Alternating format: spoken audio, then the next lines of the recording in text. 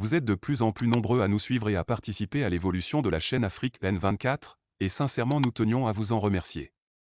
Nous lisons tous vos commentaires qui enrichissent le débat et vraiment nous vous demandons de nous soutenir, en aimant les vidéos pour une large diffusion, et pour continuer à avoir une ligne éditoriale indépendante, et vous proposer de nouvelles émissions toujours de plus en plus enrichissantes. Ne restons pas passifs, soyons actifs. Merci et à bientôt. Togolaises, Togolais, bonsoir. Ici, c'est Joseph Takeli. Je voudrais attirer votre attention sur deux faits que je trouve majeurs qui se sont déroulés la semaine du 11 au 18, aujourd'hui. La semaine du 11 au 18. Ces deux faits-là concernent des choses, des faits que certainement vous n'avez pas peut-être considérés, mais j'aimerais suggérer qu'on s'y attarde et qu'on y réfléchisse. Il s'agit d'une sortie d'un compatriote, d'un jeune, le jeune Amron, un Togolais très vibrant et qui a fait une sortie qui m'a touché. Il a parlé de ses enfants.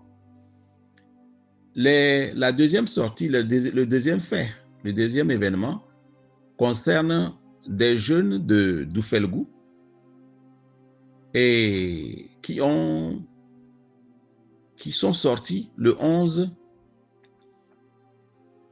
mai courant dans la ville, dans le chef-lieu de leur circonscription qu'est Niamtougou, pour fêter avec la date du 11 mai, qu'on connaît être la date du décès du très célèbre Bob Marley. Cela a entraîné des remous au sein de UNIR. Donc ce sont ces deux événements-là que j'aimerais analyser et attirer votre attention là-dessus. Bon, concernant le premier événement, c'est-à-dire la sortie de notre frère Amron, que j'ai découvert tout à fait par hasard, je crois que c'était mercredi de cette semaine. Je ne le connaissais pas, mais je le découvre avec assez de plaisir. Je le découvre avec beaucoup de joie. Et je me dis que vraiment chaque génération accouche de ces génies, accouche de ces leaders. Monsieur Amron a fait une sortie dans laquelle il présente ses 4 enfants devant les caméras et il prend ses enfants, à mon avis, qui ne dépassent pas, la première ne dépasse pas 13 ans, je devine. Et il leur dit d'être témoin du fait que monsieur Faure Gnassingbé est à l'origine de la pauvreté ambiante au Togo. Il leur dit qu'ils n'ont qu'à savoir si quelque chose lui arrivait, c'est bien Faure Gnassingbé qui est à la base de ça, parce que il lui reprochera certainement d'avoir osé parler des choses que tout le monde connaît, des rapports des commissions que Faure Gnassingbé lui-même a mis, des commissions que Faure Gnassingbé lui-même a mises sur pied, ont pondu. Donc ces rapports-là, et lui, il est en train de les commenter, et il ressort clairement que c'est Faure Gnassingbé qui est vraiment incompétent, parce que quand vous mettez sur pied des commissions qui sortent des rapports, qui démontrent qu'il y a détournement de fonds, qu'il y a vol d'argent dans ce pays, et que vous ne faites rien, c'est simplement parce que vous vous sentez coupable, vous-même. Peut-être que vous avez mis sur pied les commissions là pour la forme, ne sachant pas ce que ça va dévoiler, ça va révéler. Mais sinon, normalement, depuis que ces rapports-là sortent qui démontrent qu'il y a des gens qui détournent des sommes, on n'a jamais vu un procureur se saisir de la question pour au moins essayer d'ouvrir une enquête, d'ouvrir une information judiciaire. Mais non, rien. Alors notre petit frère, notre fils, notre vraiment combattant, Amron, que je vous invite désormais à suivre sur YouTube. J'ai partagé des dizaines de ces vidéos parce que je ne le connaissais pas. Je les ai parcourues. Elles sont toutes pertinentes, les unes que les autres.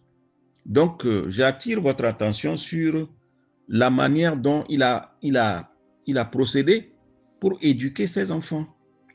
Bon, les gens vont se demander, est-ce qu'on doit mêler les enfants à ça? Je dis oui, c'est justement ce dont nous souffrons au Togo là-bas. Pendant tout le règne des Adema, c'est ça. Les enfants, ou bien même la population, étaient vraiment contrôlés de façon qu'on ne dit même pas la vérité aux gens. Les gens ont grandi dans le mensonge et ils croient que le mensonge, c'est une façon de vivre. Mais non, quand on est petit, depuis le bas âge, on doit te dire la vérité. Pour ceux qui viendront dire que le monsieur n'avait pas bien fait de présenter sur les écrans ses enfants, ils ont tort, parce que c'est un moyen de combat des plus efficaces. Je crois que à partir de la sortie de notre camarade, de notre frère, de notre petit frère, de notre fils, à partir de cela, nous devons nous-mêmes être instruits à éduquer nos enfants à aimer la vérité, à dire la vérité. Il faut leur dire la vérité. Il faut dire la vérité aux enfants.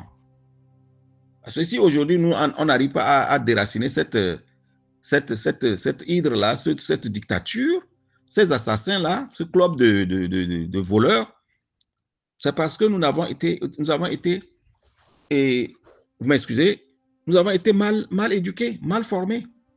Parce que tous ceux qui se rappellent comment nous grandissions là-bas sous Eyadema, mais ce que Aaron vient de dire, c'est toute une révolution. Il faut qu'on dise la vérité aux enfants et c'est eux qui feront le changement. C'est eux qui vont lutter. Voilà. Si les enfants, si nous, on avait été tous éduqués comme Aaron le fait, en disant toutes les vérités possibles aux enfants, on se rappelle que sous Eyadema même dans la famille, on ne parlait pas.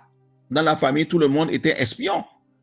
Il avait même placé des espions, les épouses, les époux, les frères, les sœurs sont des espions pour les autres.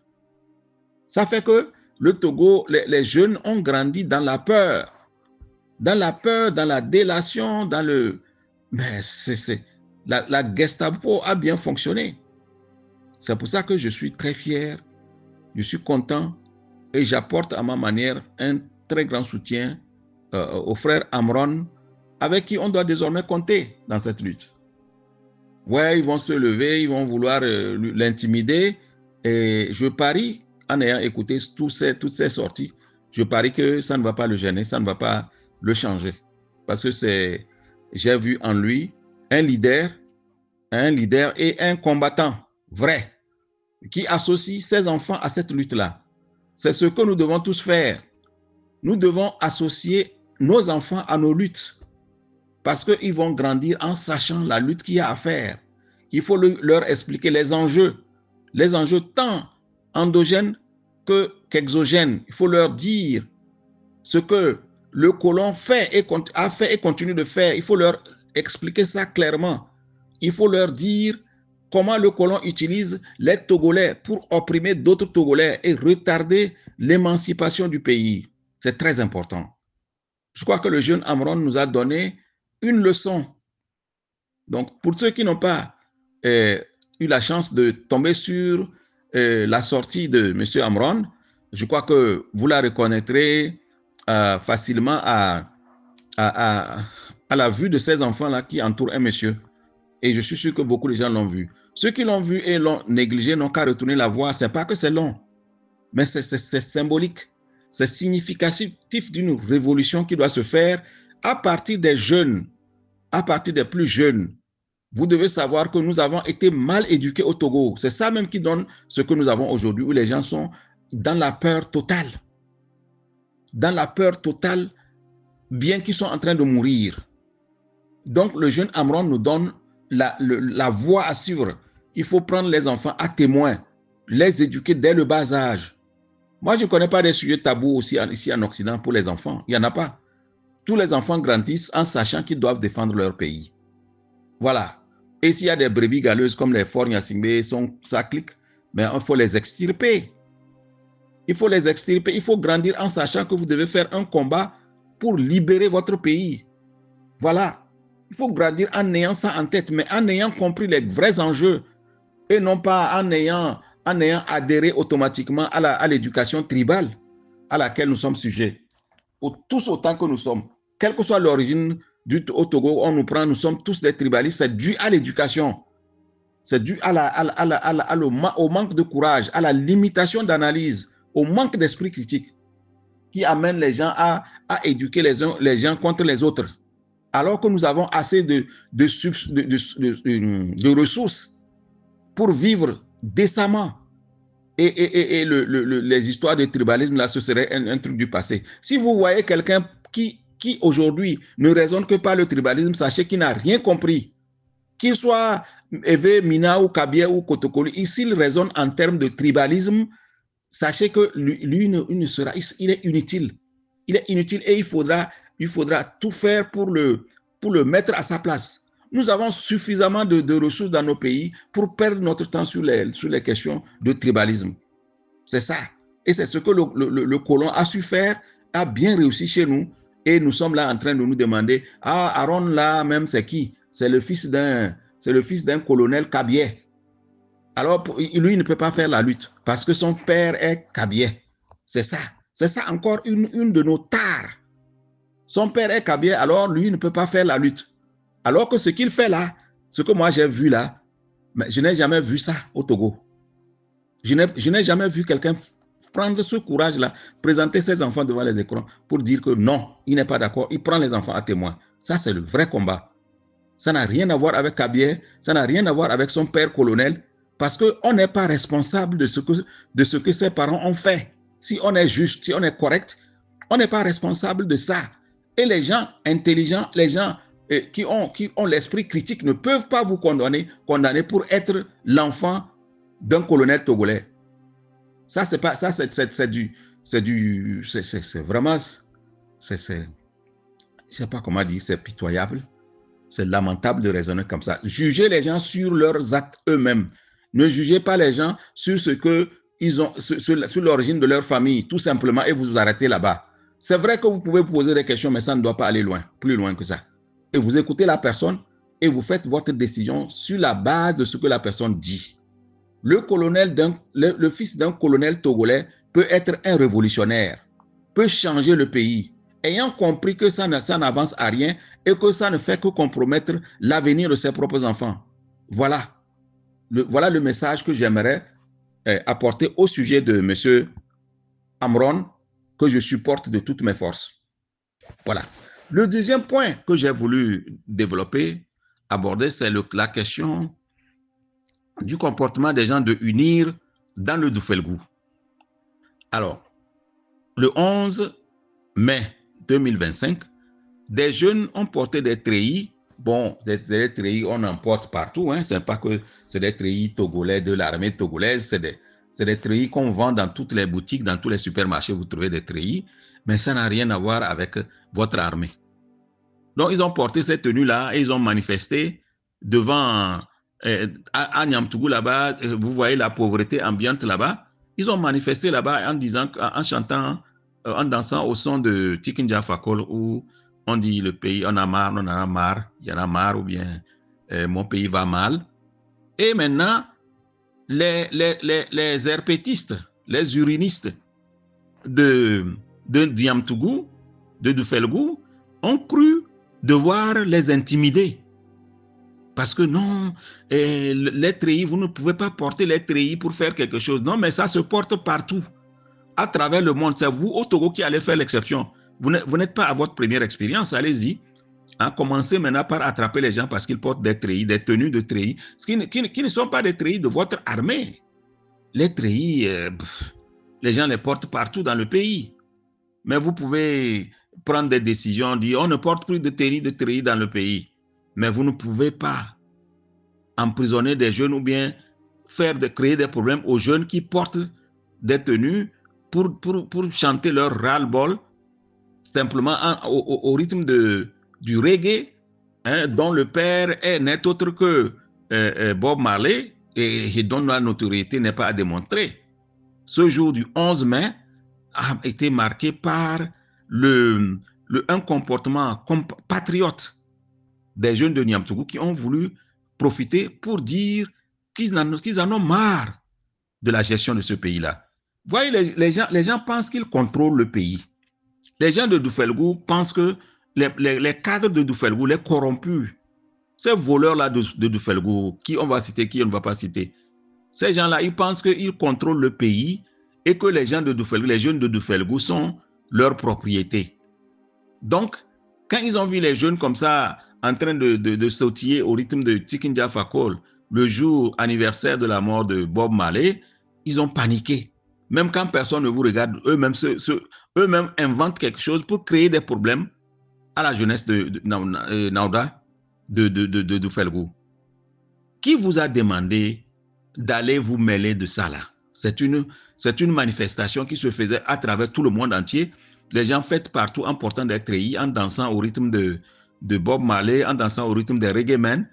Cette journée du reggae, le reggae lui-même, c'est une musique des pauvres contre l'oppression impérialiste. Et quand vous êtes des turiféraires, quand vous êtes des représentants de l'impérialisme, ça vous a choqué. Vous vous sentez choqué, touché dans votre âme. Et vous avez cru devoir commencer par gesticuler, rentrer dans leur inbox des jeunes là pour les intimider. Nous sommes là pour vous observer. Je fais cet audio-là pour prendre à témoin tout le peuple togolais, pour toute l'Afrique, tous les reggae-men du continent, sur la manière dont vous voulez procéder pour intimider des gens qui sont dans leur droit de chanter et de danser au rythme du reggae et en portant des treillis qui ne concernent pas l'armée togolaise. Voilà. Alors, je veux faire une petite remarque à ce sujet. Tu sais, vous pouvez dominer les gens. Ce que vous ne pouvez pas dominer, c'est ce qu'ils pensent. C'est leur cerveau. Vous ne pouvez pas maîtriser ce qu'ils pensent. Vous pensez que vous contrôlez Doufelgou. Vous vous trompez. Je vous rappelle, le jour de l'enterrement de Majulba, les jeunes ont commencé par distribuer des tricots dans le Doufelgou à l'effigie de Majulba, et nous avons entendu des colonels appeler des gens pour les intimider, leur dire non, il ne faut pas porter ça, il ne faut pas porter ça. Parce que vous croyez que vous contrôlez tout Doufelgou, vous contrôlez la jeunesse de Doufelgou, vous vous trompez. Le jour viendra où vous comprendrez que vous vous êtes trompé. Vous vous êtes trompé. Le jour vient, ce jour-là viendra. Et les jeunes de Niamtougou, comme les jeunes de tout le Togo, vont se soulever contre vous. En ce moment-là, vous allez prendre la clé des champs. C'est ça qu'il vous reste. Voilà. Je voudrais saluer ces jeunes-là qui ont profité du 11 pour dire qu'ils en ont marre, que le Togo va mal. Je ne sais pas qui ne sait pas que le Togo va mal, à part les pilleurs là, à part les voleurs de la République, à part la minorité pieuse, expression consacrée par l'ancien président du Togo, le nouveau président du Conseil des ministres. Moi, je précise Conseil des ministres. Le nouveau président du Conseil des ministres qui a dit lui-même que le Togo est dominé par une minorité pieuse dont lui-même est chef. Je ne sais pas si en disant cela, il croyait qu'il s'excluait de cette chose-là ou quoi. Mais M. Aaron vous demande, faites les comptes. Les commissions ont été faites. Vous avez mis sur pied des commissions et des rapports ont été pondus qui citent des gens dans les malversations, alors que le pays est actuellement le plus pauvre de l'Afrique de l'Ouest. Et vous dites quoi? Le Bénin à côté, Talon, il a pris le pouvoir il y a combien de temps? Ce que Talon a réussi à faire, le Togo ne fait que regresser, regresser, regresser. Et vous ne voulez pas qu'on parle. J'encourage toute la jeunesse togolaise, tous les jeunes, à prendre le courage, leur courage, parce que c'est votre vie qui en dépend, c'est votre avenir qui est en jeu. Si nous, on a échoué, vous n'avez pas le droit d'échouer. Faites tout ce que vous pouvez, ce qui est en votre pouvoir pour vous émanciper de cette dictature-là. Je m'arrête là comme ça. Merci beaucoup. L'audio a été long parce que je voulais parler de deux sujets en même temps. Le jeune Aaron et mon salut fraternel aux jeunes, à la jeunesse de Doufelgou. qui a chanté, qui a profité du 11 mai 2025 pour dire leur ras-le-bol, le ras-le-bol des Togolais, pour dire que le Togo va mal. Le Togo va effectivement mal. Merci. Likez la vidéo si ce n'est pas déjà fait. Laissez aussi votre point de vue en commentaire. Abonnez-vous et cliquez aussi sur la petite cloche de notification pour ne rien rater de nos prochaines vidéos. N'oubliez pas de partager aussi la vidéo et de la liker.